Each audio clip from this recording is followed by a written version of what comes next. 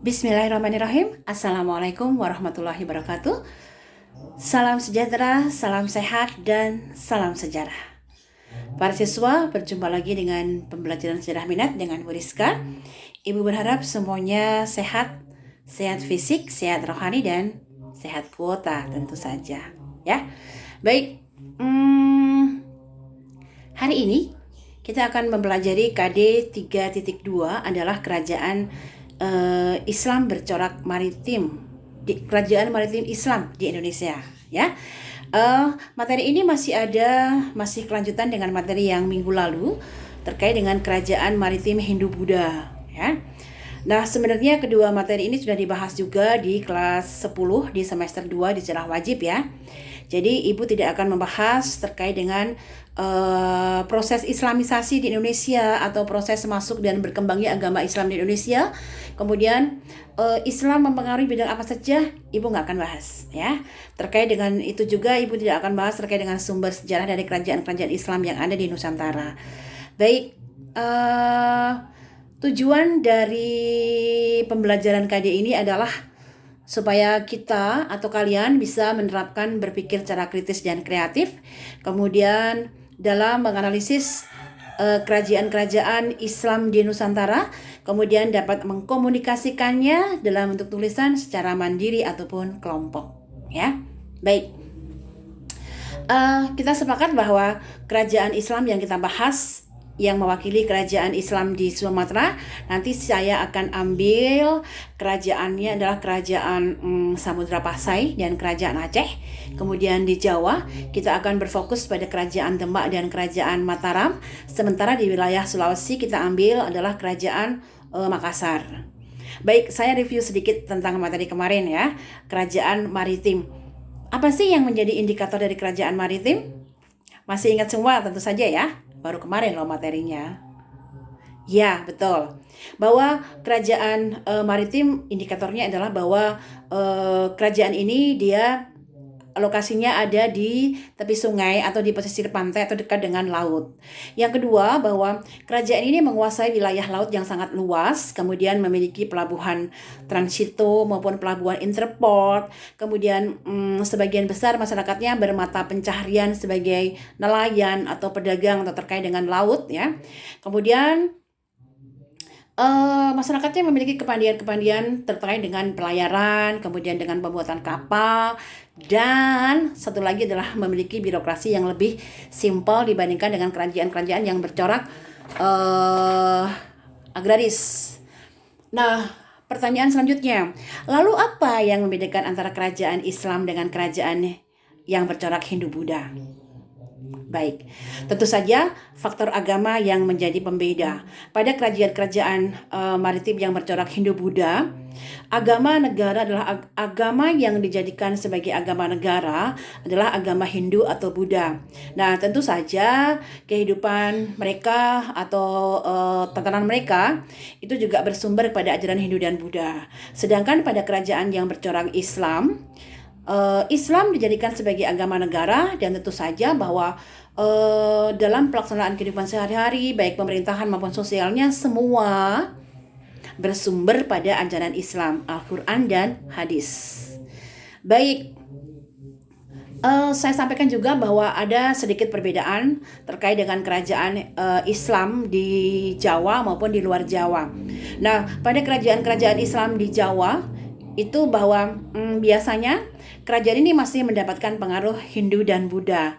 Sedangkan pada kerajaan Islam di luar Jawa seperti di wilayah Sumatera maupun di Sulawesi sana, mereka sangat kental dengan budaya dan tradisi Islam dari Arab maupun dari Mekah. Namun di antara keduanya, baik yang di Jawa maupun di luar Jawa, memiliki persamaan yang sangat kental atau sangat nyata. Apa itu?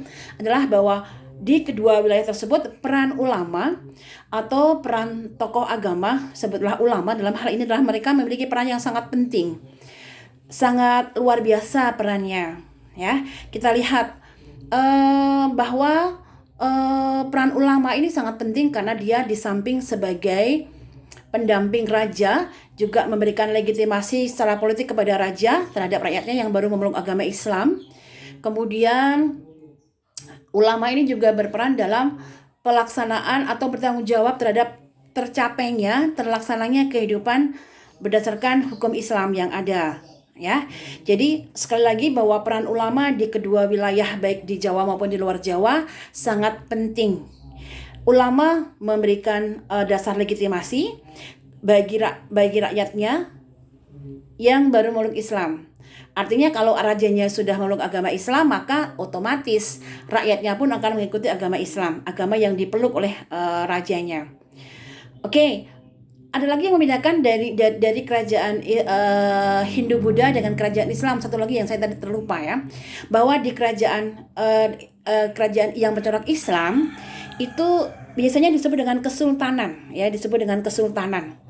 Maka penguasa tertingginya biasanya lazim disebut dengan sultan, ya. Sultan ini memiliki sebutan yang lain adalah susuhunan atau sunan, kemudian panembahan, kemudian mungkin di wilayah lain disebut dengan maulana atau disebut dengan payungi, karena biasanya mereka berpayung, ya, dipayungi itu raja.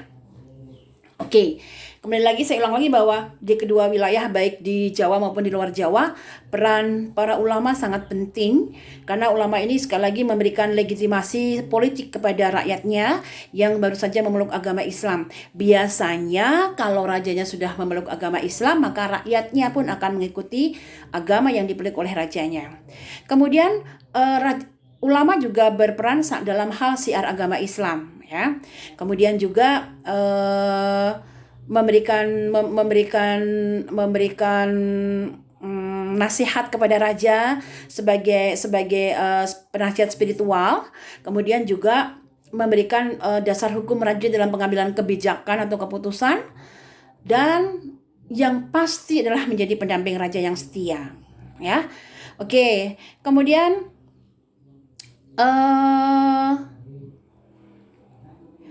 ulama itu selain itu juga ada juga di wilayah kerajaan Aceh misalnya, ada ulama yang berperan sebagai kadi. Apa itu kadi? Kadi itu adalah mereka yang memberikan jaminan terhadap atau yang bertanggung jawab terhadap pelaksanaan hukum Islam berlaku. Kemudian juga mempunyai kewenangan mengatur atau memberikan regulasi terkait dengan kehidupan keagamaan. Kemudian juga mempunyai kewenangan mengatur segala masalah kehidupan terkait dengan agama Islam. Jadi kadi ini kalau jabatan sekarang di lembaga pemerintah kita adalah mungkin Mahkamah Agung, ya. Jadi mereka dialah yang bertanggung jawab terhadap terlaksananya hukum Islam di kerajaan tersebut. Misalnya di kerajaan Aceh ini, ya, kerajaan Aceh. Nah, selain sebagai ulama berperan sebagai kadi, ada juga ulama yang berperan sebagai utusan atau diplomat. Kita lihat di kerajaan Aceh juga, misalnya adalah Hamzah Fansuri, ya. Hamzah Fansuri ini adalah seorang diplomat dari kerajaan Aceh yang merupakan utusan Aceh untuk berurusan dengan kerajaan Inggris dalam hal ini terkait dengan perundingan perdamaian. Kemudian juga adalah Nuruddin Araniri, juga seorang diplomat, seorang ulama yang juga berperan sebagai diplomat dari kerajaan Aceh juga, yang mengurusi masalah hubungan perdagangan antara Aceh dengan Gujarat, ya. Jadi itulah kemudian peran dari ulama. Dia ada yang berfungsi sebagai kadi, kemudian ada juga yang berperan sebagai diplomat, ya. Kemudian kita lihat di Demak. Demak kita juga adalah sebuah kerajaan Islam di Jawa. Kita lihat bahwa peran ulama ini memiliki peran yang sangat kuat, yaitu ikut menentukan masalah agama, kemudian masalah kenegaraan dan urusan kaum muslimin. Salah satu dari sunan dari Wali Songo adalah Sunan Giri. Bahkan beliau memiliki kewenangan memberikan gelar sultan kepada para penguasa raja di Jawa. Bahkan juga Sunan Giri ini memiliki kekuasaan mencabut atau memberhentikan sultan yang sedang berkuasa ketika sultan ini ada indikasi melakukan penyelewengan dari ajaran para wali ya. Itulah tadi peran ulama ya.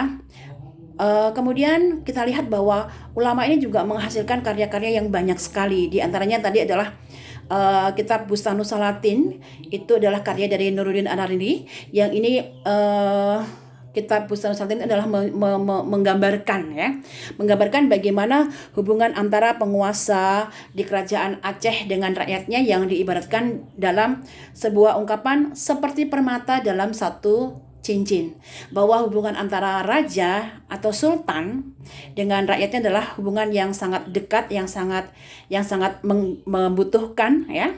Bahkan bahwa mematuhi raja adalah kewajiban dalam agama. Mematuhi raja sama halnya dengan patuh kepada Tuhan Allah Subhanahu wa taala. Nah, inilah yang kemudian secara tidak langsung memberikan legitimasi atau otoritas politik yang sangat kuat bagi raja. Memang dalam hal ini sekali lagi secara tidak langsung bahwa ulama ini juga memberikan andil dalam pembentukan kekuasaan yang kekuasaan yang absolut ya. Sekali lagi bahwa secara tidak langsung peran ulama ini juga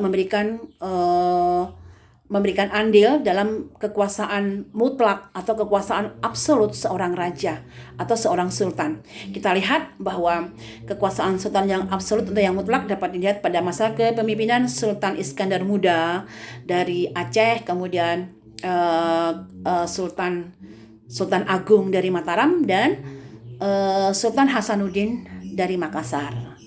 Itu terkait dengan bagaimana peran ulama bagi kerajaan-kerajaan Islam Nusantara, baik di Jawa maupun di luar Jawa ya. Baik, secara maksud saya bahwa kita sudah berkomitmen bahwa tidak semua kerajaan Islam kita bahas. Saya hanya akan membahas tadi di awal sudah disampaikan bahwa untuk wilayah Sumatera saya akan mengambil kerajaan Samudra Pasai dan kerajaan Aceh. Baik, di kegiatan belajar satu ini kita akan bahas tentang kerajaan Samudra Pasai dan kerajaan Aceh ya. Oke, kerajaan Samudra Pasai. Kerajaan Samudra Pasai kalau secara geografis atau letak kita lihat bahwa dia lokasinya ada di bagian utara pantai timur Sumatera. Jadi checklistnya untuk sebagai sebuah kerajaan maritim sudah terpenuhi ya. Dia ada di bagian utara pantai timur Sumatera. Kerajaan ini dibangun oleh Marah Silu. Setelah kemudian Marah Silu menjadi raja, kemudian dia bergelar menjadi Sultan Malik As-Saleh. Pada masa periode kekuasaan Sultan Malik As-Saleh, Samudra Pasai menjadi kerajaan yang maritim yang besar. Ingat bahwa Samudra Pasai merupakan kerajaan Islam pertama di Nusantara ya. Kemudian Samudra Pasai juga memiliki hubungan yang baik dengan kerajaan Perlak atau Peureulia ya. Bahkan kemudian Malik As-Saleh menikah dengan Putri Ganggang Sari, adalah bangsawan dari kerajaan Perlak. Oke. Penggantinya Malik As-Saleh adalah Malik Az-Zahir ya. Pada periode ini Samudra Pasai berhasil dikuasai oleh kerajaan Majapahit ya. Untuk sementara waktu Samudra Pasai menjadi bawahan atau menjadi vasal dari kerajaan Majapahit. Sampai kemudian pada Sultan Zain Abidin Malik, Samudra Pasai berhasil melepaskan diri dari kekuasaan Majapahit. Nah, Samudra Pasai memfokuskan diri pada perdagangan karena memang Pasai memiliki pelabuhan pasir yang sangat besar, sehingga banyak pedagang-pedagang asing yang melakukan aktivitas perdagangan di pelabuhan Pasai. Banyak pedagang dari Jawa, kemudian pedagang dari India, bahkan dari Tiongkok juga yang meramaikan pelabuhan Pasai. Sementara komoditas yang utama dari Pasai adalah kapur barus, kemudian lada, emas. Nah, untuk menunjang aktivitas perdagangannya, Samudra Pasai mengeluarkan mata uang yang dipergunakan untuk perdagangan saat itu adalah dirham ya. Nanti kalian boleh berliterasi apakah ini ada kaitannya dengan uang gobok dari Majapahit ya. Oke, masyarakat Samudra Pasai itu juga masyarakatnya beragama Islam dengan mazhab Syafi'i ya. Kemudian kehidupan masyarakatnya diatur berdasarkan pada ajaran Al-Qur'an dan hadis ya. Kemudian Samudra Pasai mengalami perkembangan budaya yang juga pesat. Hal ini terlihat pada peninggalannya adalah nisan-nisan dari makam-makam Raja Samudra Pasai yang di atasnya dituliskan dengan syiar-syiar Islam atau syair-syair Islam ya. Salah satu makam yang terkenal adalah makam nisan dari Malik As-Saleh yang kemudian menjadi salah satu sumber bagi kita untuk mempelajari kehidupan kerajaan Samudra Pasai. Oke, ya. Kerajaan Samudra Pasai mengalami kemunduran karena ada konflik ketika masa Sultan Zain Abidin ya, ada konflik ya. Yang kemudian nanti kalian boleh berliterasi lagi ya untuk memperdalam pemahaman kalian tentang materi ini, boleh dengan googling ya. Konfliknya apa gitu ya. Kemudian selain ada konflik juga karena ada regenerasi yang tidak sempurna ya. Bahwa setelah Sultan Malik Al-Tahir tidak ada lagi pengganti yang cakap yang menggantikan sebagai pemimpin di Samudra Pasai. Kemudian juga kemudian serangan dari kerajaan Majapahit ya, yang kemudian menjadikan kekuasaan Samudra Pasai semakin tenggelam. Sehingga pada abad ke-16 Samudra Pasai sudah tidak ada lagi sebagai sebuah kerajaan karena sudah jatuh ke tangan Aceh ya. Oke, berikutnya adalah kerajaan atau kemaritiman dari Kesultanan Aceh. Sulit sekali ya merubah istilah kerajaan jadi kesultanan ya. Tapi kamu mesti paham ya bahwa yang dimaksud berikut adalah periode Islam di sini ya. Harusnya kesultanan yang disebut, cuma karena sudah kita terlampau familiar dengan menyebut kerajaan. It's okay. Oke. Kemudian kalau Aceh ini terletak di wilayah Aceh Raya atau sekarang Aceh Besar ya. Didirikan oleh Ali Muhayyad Shah. Jadi ini sebagai tanda kekuasaan Aceh diawali dengan masa kekuasaan dari Ali Muhayyad Shah ketika dia berhasil menaklukkan wilayah Pedir atau Pidi, kemudian menyatukan dengan kesultanan seperti Dayak, Lidi dan Nakur ya. Ali Muhayyad Shah. Nah, Aceh ini merupakan sebuah kerajaan maritim yang besar karena Aceh ini juga mengembangkan pola sistem militer ya, pola sistem pendidikan militer dengan berkomitmen menentang hegemoni Eropa. Aceh termasuk sebuah kerajaan maritim yang dia memiliki angkatan laut yang sangat besar. Jadi dia memiliki pasukan infanteri dan kavaleri ya. Ada pasukan berkuda juga, ada pasukan gajahnya juga ya. Oke. Sistem pemerintahannya yang sangat teratur di Aceh juga bersumber pada agama Islam ya di sini. Tadi sudah saya singgung di depan bahwa di Aceh itu peran ulama sangat penting ya di situ. Oke. Kemudian Aceh mengalami perkembangan yang sangat pesat atau mengalami masa keemasan pada periode Sultan Iskandar Muda. Salah satu karyanya adalah Masjid Baitur Rahman yang waktu tsunami itu dia selamat ya. Masjid ini selamat tidak terkena tsunami ya. Oke. Aceh memiliki hubungan diplomatik dengan beberapa negara ya. Sultan Iskandar Muda maksud saya memiliki kemampuan berdiplomasi dengan mereka bersahabat atau hubungan diplomasi yang baik dengan Belanda, kemudian dengan Turki, bahkan dengan Inggris dan Prancis ya. Oke, kemudian Sultan Iskandar Muda sekali lagi mengalami masa keemasan pada periode kerajaan Aceh di bawah Sultan Iskandar Muda. Wilayahnya terbentang dari Delhi sampai dengan semenanjung Malaka dan memiliki sekali lagi kekuatan militer laut dan darat yang sangat luar biasa ya. Kapal-kapal besar yang dimiliki oleh Aceh, yang kemudian ada laksamana perempuan yang sangat hebat waktu itu ya. Siapa? Laksamana Kemalahayati. Yuk nanti kalian literasi ya, cari tahu siapa itu Laksamana Kemalahayati ya. Oke. Kemudian Aceh meskipun dia mengalami masa keemasan pada periode Iskandar Thani, namun bahwa pada kenyataannya Aceh ini dibangun di atas dasar yang tidak kuat atau dibangun di atas fondasi yang tidak kuat. Misalnya apa? Aceh tidak didukung oleh kemampuan agraris, sedangkan untuk berperang dan untuk meramaikan perdagangan maka hasil dari pertanian harus sangat menopang. Di Aceh tidak. Kemudian yang kedua bahwa persatuan di antara masyarakat Aceh ini sangat longgar. Bahasa Melayu yang digunakan sebagai bahasa pergaulan itu hanya dikuasai oleh orang-orang Aceh atau masyarakat Aceh di perkotaan saja. Sedangkan orang-orang Aceh atau masyarakat yang di pedalaman, mereka masih menggunakan bahasa-bahasa daerah mereka sendiri, ya. Kemudian perkembangan yang sangat pesat atau perkembangan yang sangat cepat di wilayah perkotaan tidak bisa diimbangi dengan masyarakat pedalaman, ya, sehingga nanti akan menimbulkan kesenjangan sosial yang akan berdampak pada munculnya konflik. Kemudian bahwa ulama-ulama Aceh ini tidak bisa tidak atau peran elit kerajaan, bukan hanya ulama saja, peran elit kerajaan yang tidak semuanya mendukung pada kebijakan sultan, ya.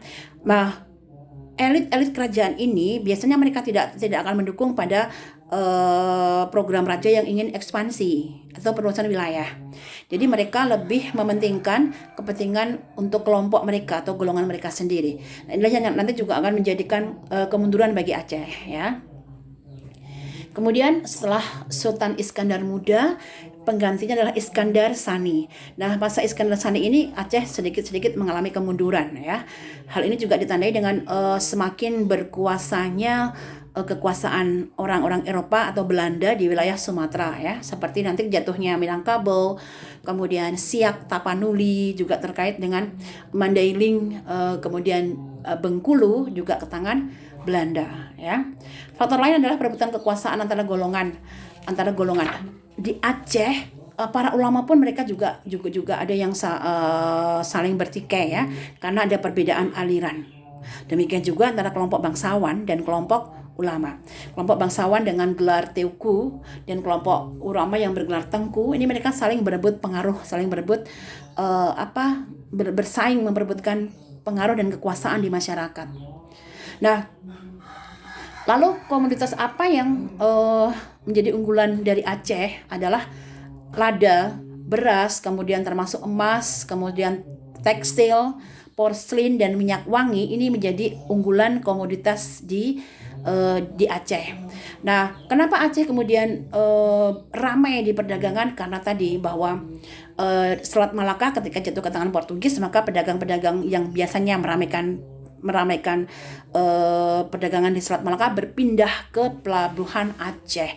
Biasanya pedagang muslim dia hanya mau berdagang dengan pedagang muslim juga, ya. Itulah yang menyebabkan Aceh kemudian ramai menjadi kerajaan maritim karena pelabuhannya kemudian ramai, ya, terkait dengan pedagang asing maupun pedagang-pedagang lokal yang kemudian meramaikan di perdagangan Aceh. Di Aceh juga melahirkan beberapa muncul beberapa tokoh ulama yang mereka kemudian juga menghasilkan karya sastra yang sangat luar biasa.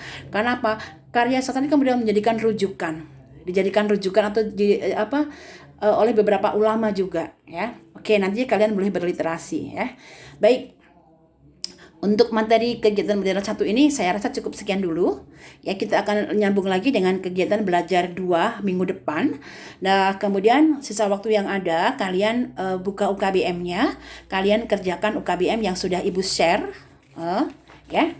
UKBM-nya kamu baca, hal-hal yang tidak ada di UKBM silahkan kalian boleh googling, boleh mencari sumber atau boleh mencari bahan literasi dari sumber yang lain. Oke, ya, kita ketemu lagi nanti di minggu depan. Namun kita tetap berdiskusi, ya. Kalau ada hal-hal yang tidak jelas dari video Bu Rizka ini, kalian boleh tetap bertanya ke Bu Rizka dengan menggunakan WA Group. Oke, saya harap semuanya masih serius belajarnya walaupun masih PJJ, ya. Tetap semangat. Kita bertemu lagi di sesi kedua di Kerajaan Maritim yang ada di Jawa. Sampai jumpa. Assalamualaikum warahmatullahi wabarakatuh.